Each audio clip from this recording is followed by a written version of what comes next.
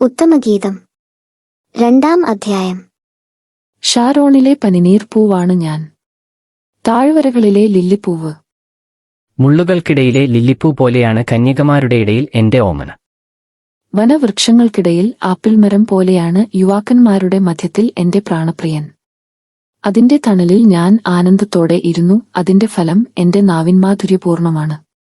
വിരുന്നുശാലയിലേക്ക് അവൻ എന്നെ കൂട്ടിക്കൊണ്ടുവന്നു, പ്രേമത്തിന്റെ പതാക എനിക്ക് മുകളിൽ പാറി. മുന്തിരിയട തന്ന് എനിക്ക് ശക്തി പകരണമേ, ആപ്പിൾപ്പഴം തന്ന് എനിക്ക് ഉന്മേഷം നൽകണമേ. ഞാൻ പ്രേമപരവശയായിരിക്കുന്നു.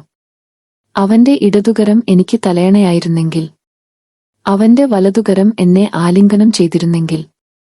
ജെറുസലേം പുത്രിമാരെ, പാടത്തെ ചെറുകലമാനുകളുടെയും പേടമാനുകളുടെയും പേരിൽ ഞാൻ നിങ്ങളോട് കെഞ്ചുന്നു. സമയമാകും മുൻപ് നിങ്ങൾ പ്രേമത്തെ തട്ടിയുണർത്തരുതേ, ഇളക്കിവിടരുതേ. ഗാനം 2. അതാ എന്റെ പ്രിയന്റെ സ്വരം. അതാ മലമുകളിലൂടെ കുതിച്ചു ചാടിയും കുന്നുകളിൽ തുള്ളിച്ചാടിയും അവൻ വരുന്നു.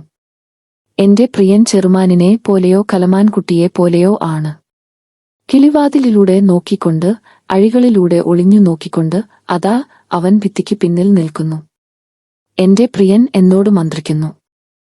എന്റെ ഓമനെ, എന്റെ സുന്ദരി, എഴുന്നേൽക്കുക, ഇറങ്ങിവരിക. ഇതാ ശിശിരം പോയി മറഞ്ഞു, മഴ മാറിക്കഴിഞ്ഞു, ഭൂമിയിൽ പുഷ്പങ്ങൾ വിരിഞ്ഞു തുടങ്ങി. ഗാനാലാപത്തിന്റെ സമയമായി. അരിപ്രാവുകൾ കുറുകുന്നത് നമ്മുടെ നാട്ടിൽ കേട്ടുതുടങ്ങി. അത്തിമരം കായ്ച്ചു തുടങ്ങി, മുന്തിരിവള്ളികൾ പൂത്തുലഞ്ഞ് സുഗന്ധം പരത്തുന്നു.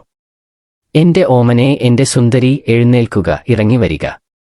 എന്റെ മാടപ്പിരാവേ, പാറയിടുക്കുകളിലും ചെങ്കുത്തായ മലയോരത്തിലെ പൊത്തുകളിലും ജീവിക്കുന്ന നിന്റെ മുഖം ഞാനൊന്നു കാണട്ടെ.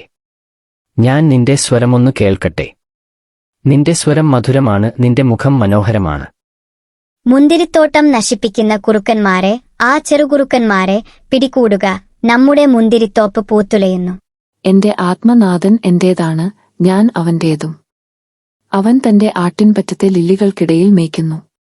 വെയിലാറി നിഴലുകൾ നീളും മുൻപേ എന്റെ പ്രിയനെ, വരുക. ദുർഘടപർവ്വതങ്ങളിലെ ചെറുമാനിനെ പോലെയോ കലമാൻകുട്ടിയെ പോലെയോ ആയിരിക്കുക.